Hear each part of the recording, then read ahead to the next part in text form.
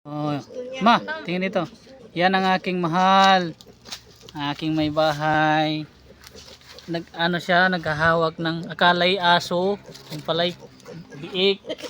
Chihuahua. Chihuahua, oh, ayun pa. Tingin dito, ma.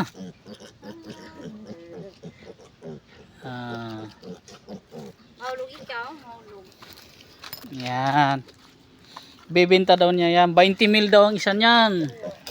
Kaya bili na kayo. Meron kaming...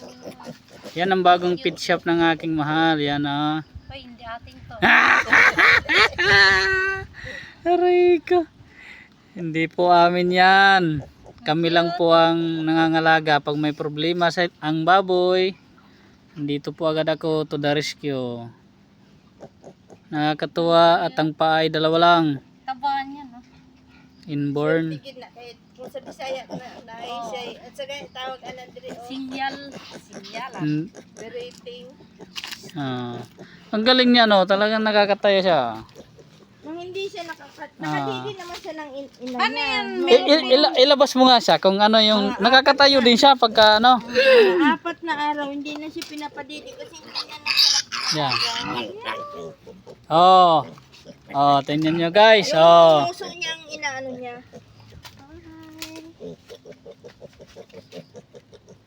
Sama ka sa amin. Alagaan ka ni Perlin.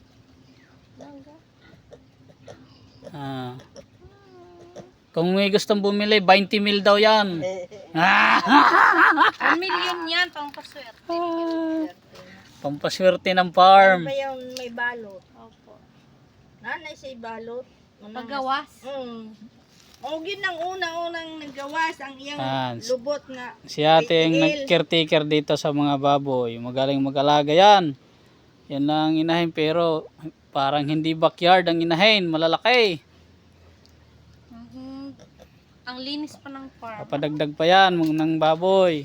Papadami yan. Kahit hindi ko yan pinapakain ng tanghali, basta yung higaan nila malinis. Yan. Oh, Sa tingin gabi, dito ma. May spray, may mga man Hi guys! Pag gabi naman ito, bago ako mag-alis, ito ang gamit ko sa kanila. Ini-sprayan ko sila.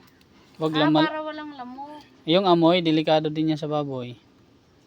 So, nagpapausok ako. Nakakatuwa.